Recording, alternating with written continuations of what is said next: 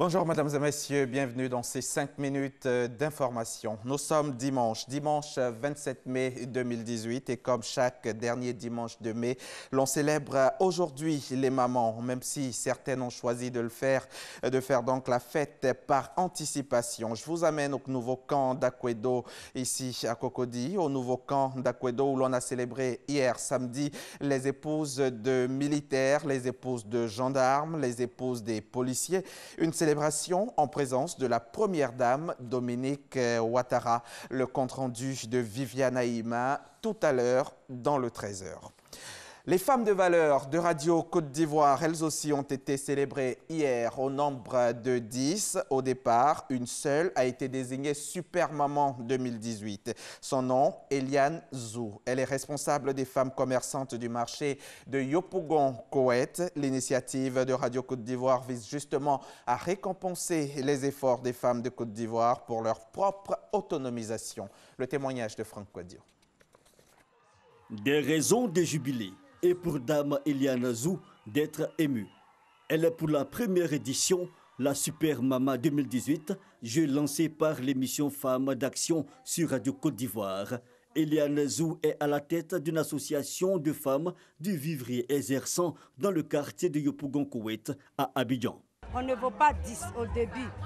Il dit, bon, voici ce qu'on doit faire.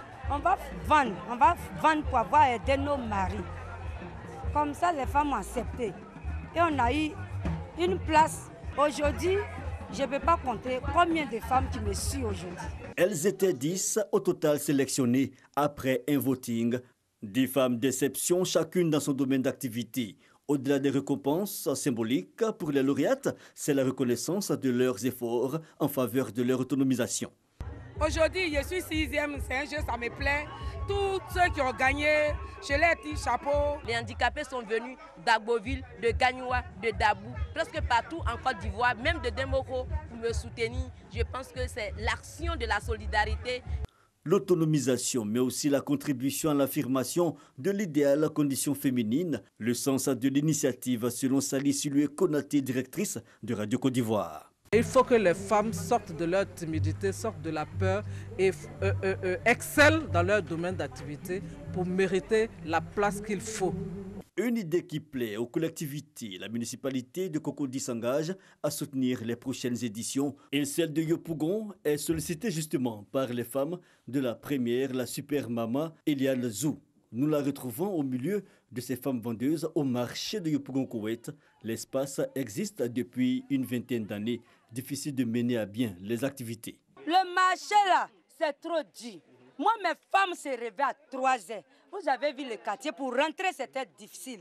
Il n'y a pas de voiture. On n'a pas de voiture, on n'a pas marché. Il faut qu'on gagne un marché. Le leadership féminin, le rôle de femmes d'action, première émission de Radio Côte d'Ivoire, un groupe RTI exclusivement dédié à la femme. Reportage signé Franck Quadio à l'Assemblée nationale. C'est la nouvelle problématique de la carte nationale d'identité et la sécurisation de l'état civil en Côte d'Ivoire qui était à l'ordre du jour cette semaine. De nombreuses préoccupations ont été exposées quant aux incertitudes à l'approche des échéances électorales de 2020. Sidiki Diakité représentait le gouvernement au Parlement lors de ces échanges. Occasion pour le ministre de l'Intérieur et de la Sécurité de présenter le RNPP, le Registre national des personnes physiques, un vaste programme informatique qui donnera à chaque personne un numéro unique. Le reportage de Gabriel Zani tout à l'heure à 13h. Les électeurs colombiens sont appelés à voter ce dimanche 27 mai à la première élection présidentielle depuis la paix avec la rébellion des FARC.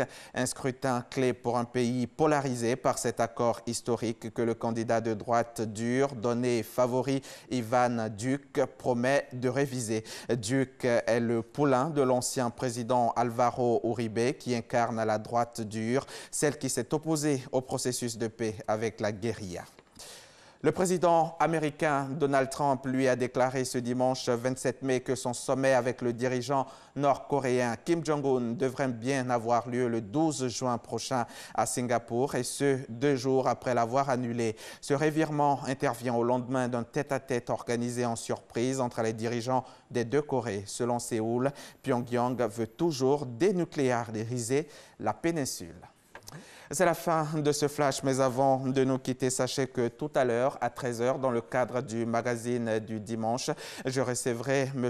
Amara Sanogo, le directeur général de l'ONAD, l'Office national de l'assainissement et du drainage. Avec lui, nous parlerons des dispositions prises pour optimiser l'assainissement et le drainage en Côte d'Ivoire. En cette période pluvieuse, c'est un entretien à ne pas manquer. Vous ne devez pas le manquer, sous aucun prétexte en tout cas. Merci de nous suivre sur la chaîne qui rassemble.